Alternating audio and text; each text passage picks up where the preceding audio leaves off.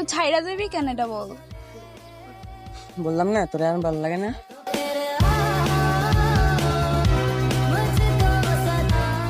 জান তুমি ছাইরা যাবে সত্যি? হুম।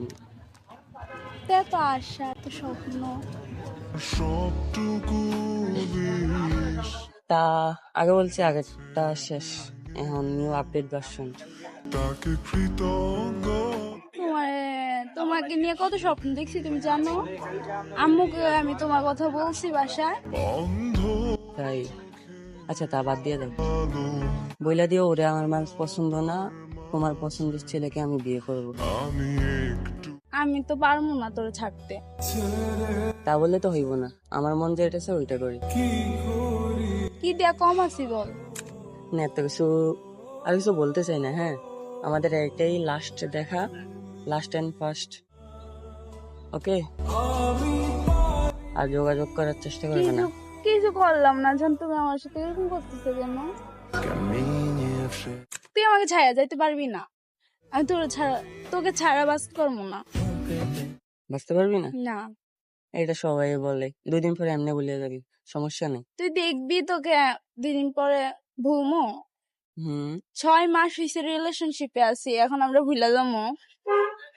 তুই বেমান দিকে তুই ভুলতে পারবি, কিন্তু আমি বেমান না, বুঝছস?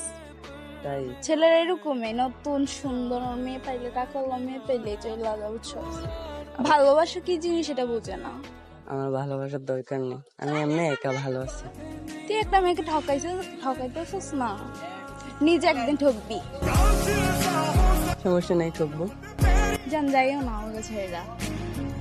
এগুলো বলে লাভ নেই।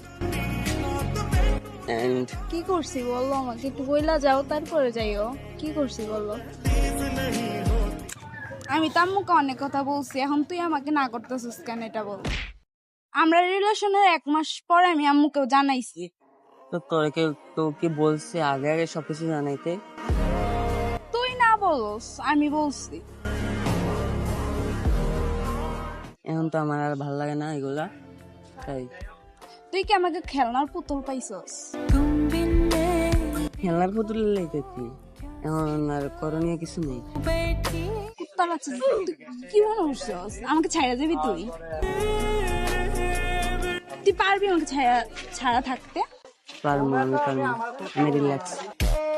থাপ্পড় চিনস? থাপ্পড় দিয়ে 32টা দাঁত পালাম তোর।